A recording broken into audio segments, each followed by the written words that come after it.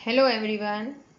आज हम 8वीं कक्षा की अभ्यास कार्य पुस्तिका में सामाजिक एवं राजनीतिक जीवन 3 का पहला अध्याय भारतीय संविधान को अच्छे से हल करना सीखेंगे।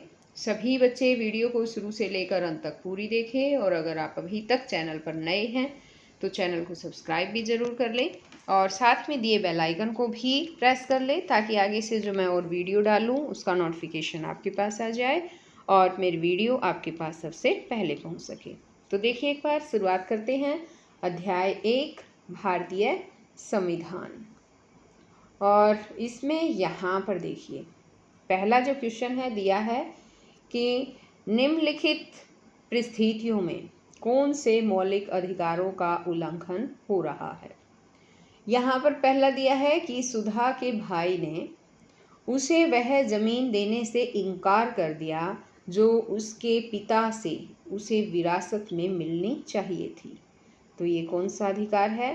ये संपत्ति का अधिकार है और ये संपत्ति के अधिकार का हनन लिखेंगे, हनन लिख देंगे यहाँ पर। संपत्ति के अधिकार का हनन है यहाँ पर। आगे है कि उत्तर भारतीयों को महाराष्ट्र में रेलवे परीक्षा देने से रोका गया। यह है समानता का अधिकार का हनन। यहाँ पर भी आपको ऐसे लिखना है, समानता के अधिकार का हनन, यानी इसका उल्लंघन किया गया, समानता के अधिकार का उल्लंघन किया गया है। अब इसी तरह से यहाँ पर नेक्स्ट जो है वो यहाँ दिया है कि एक खबर के छपने पर एक समूह विशेष के लोगों ने अखबार के ऑफिस में तोड़फोड़ की। तो ये है अभिव्यक्ति की स्वतंत्रता के अधिकार का हनन। आगे नेक्स्ट है कि एक जाति विशेष के लोगों को गांव के अंदर नहीं घुसने दिया गया। ये धार्मिक स्वतंत्रता का हनन है। यहाँ पर धार्मिक स्वतंत्रता का हनन आएगा, धार्मिक स्वतंत्रता का हनन ऐसे लिख देंगे इसमें।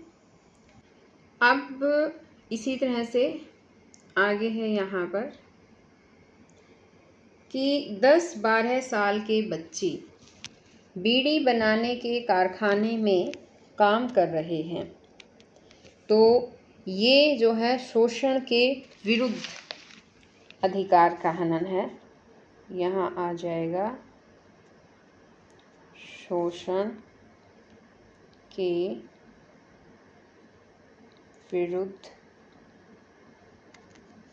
अधिकार का हनन या उल्लंघन भी कह सकते हैं।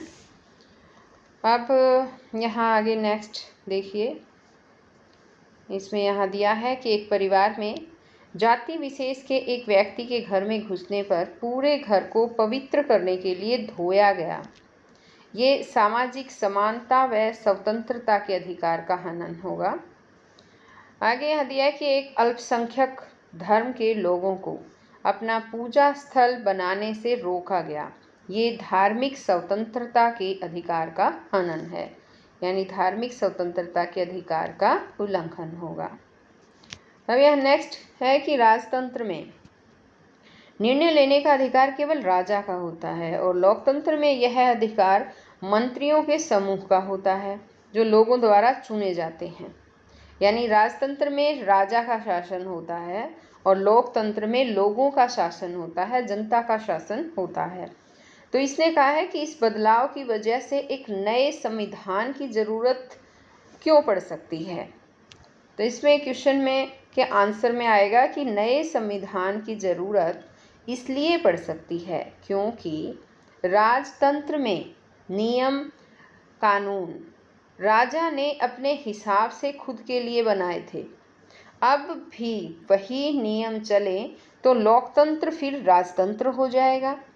नए संविधान में अब नियम कानून जनता के हिसाब से बनाए जाएंगे जिससे चुने गए प्रतिनिधि निरंकुश ना हो जाए।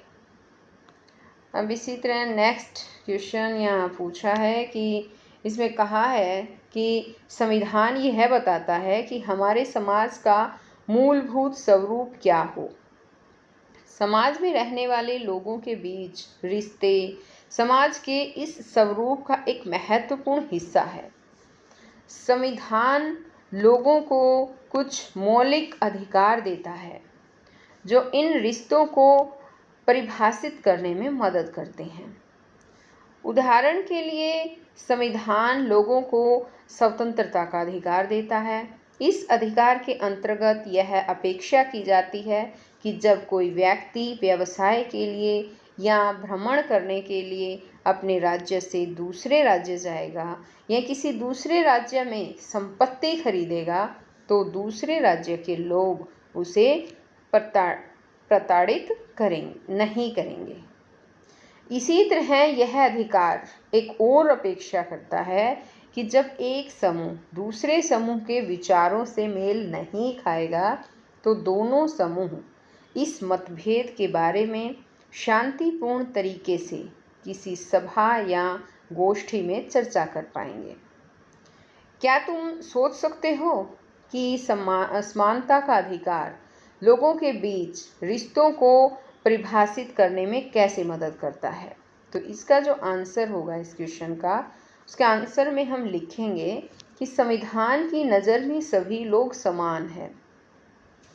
किसी भी व्यक्ति के साथ कोई दूसरा व्यक्ति या राज्य धर्म, जाति या लिंग के आधार पर भेदभाव नहीं कर सकता। इसे समानता का अधिकार कहते हैं।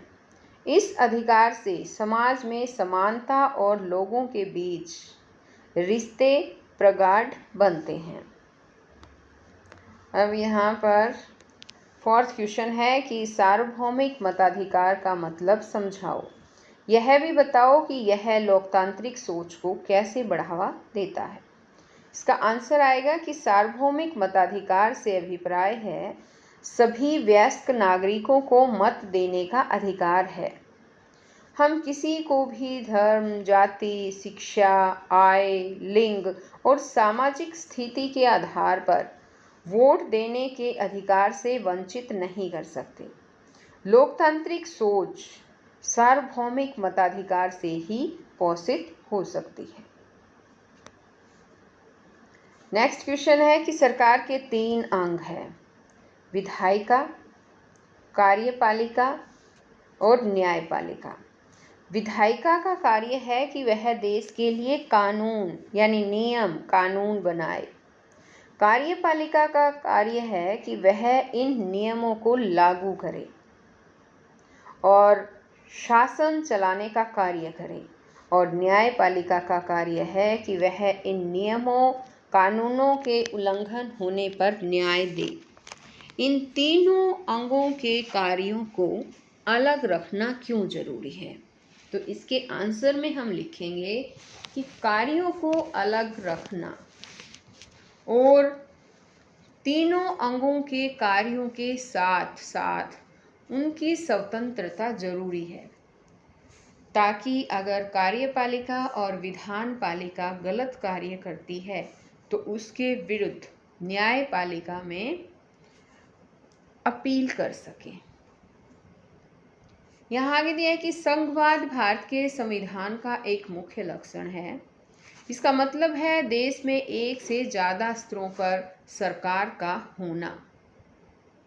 हमारे देश में सरकार 3 स्तरों पर है: राष्ट्र या केंद्र स्तर पर, प्रत्येक राज्य के स्तर पर और पंचायत के स्तर पर।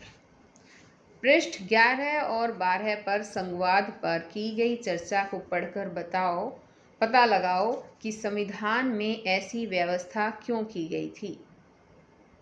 तो इसके आंसर में जो है हम लिखेंगे बच्चों, आपको जो है आपकी जो बुक है उसके पेज 11 और 12 पर आपको संघवाद जो है वो मिलेगा। वहाँ पर चर्चा भी की गई है, लिखा हुआ मिलेगा आपको और उसको पढ़ना है आपको और इसका आंसर यहाँ पर आपको लिखना है।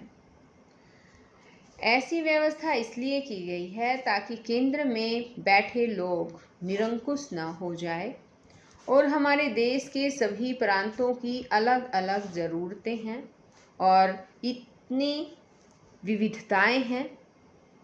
एक जैसी व्यवस्था और कानून पूरे देश में नहीं चल सकते।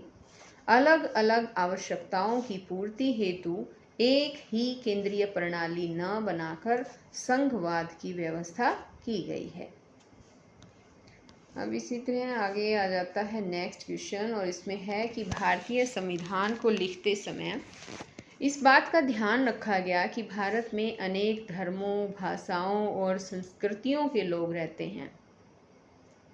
संविधान को लिखते समय और किन किन बातों का ध्यान रखा गया?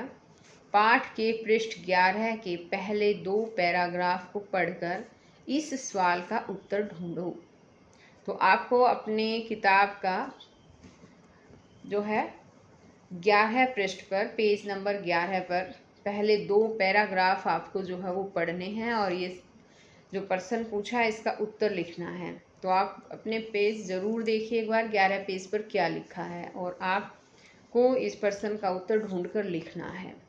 यहाँ पर मैंने लिखा है कि सार्वभौमिक मताधिकार का प्रयोग किया गया ताकि धर्म, भाषा व संस्कृति के नाम पर किसी से भेदभाव न हो सके। सभी धर्म और जाति के लोगों को समान अधिकार मिल सके। अब आगे यहाँ है कि अगर किसी नागरिक को लगता है कि उसके मौलिक अधिकारों का उल्लंघन हो रहा है तो वह किस अधिकार के अंतर्गत अदालत जा सकता है? तो इसमें आएगा संवैधानिक उपचारों का अधिकार के अंतर्गत जो है वो अदालत में जाएगा। आगे है कौन सा मौलिक अधिकार अल्पसंख्यक समाजों के अधिकारों की रक्षा करता है?